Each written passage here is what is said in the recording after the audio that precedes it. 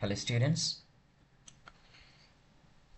এই প্লেলিস্টে আমি আপনাদের দেখাবো EEE 154 কোর্স, যেটার কোর্স টাইটেল হচ্ছে ইঞ্জিনিয়ারিং ড্রয়িং। সো এই কোর্সটা আমি অটোক্যাড 2026 ভার্সন ইউজ করে দেখাবো আপনাদের। তো এটা মূলত নর্থ সাউথ ইউনিভার্সিটির কোর্সের উপর বেস করে করা হয়েছে। তাই আমি আপনাদের এই কোর্সটার জন্য এই কোর্সটার ম্যাটেরিয়ালসে যা যা আছে শুধুমাত্র সেটা অনুযায়ী দেখাবো। আপনারা অটোক্যাডের মেইন যে ওয়েবসাইট, সেখানে অনেক লার্নিং টুলস আছে, সেখানে অনেক ভিডিও আছে। ওখানে গেলে আপনারা হয়তো একটা কমপ্লেক্স একটা আইডিয়া পাবেন, কিন্তু আমি আপনাদের শুধুমাত্র কোর্স এর উপর বেস করেই এখানে খুব সিম্পলি জিনিসগুলো দেখাবো। আর এই কোর্সে মূলত হচ্ছে কভার করে আপনার 2D and isometric and 3D। তবে 3Dটা খুব সামান্য দেখানো হয়, 2Dটাই বেশি হয়, বিশেষ করে মেকানিক্যাল ড্রয়িংগুলো।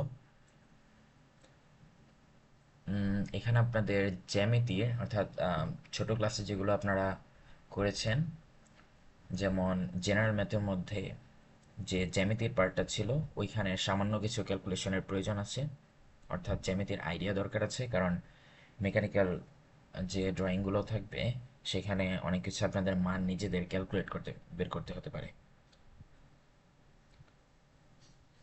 তো আমাদের এই কোর্সের জন্য এখানে বলি,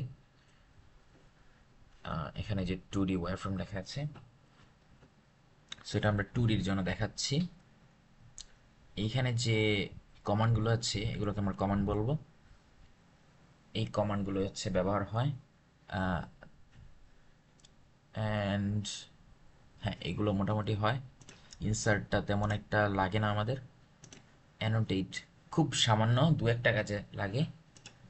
প্যারামেট্রিক লাগে না। ভিউ আমরা সাধারণত চেঞ্জ করি না, সো আমাদের এটাও লাগে না।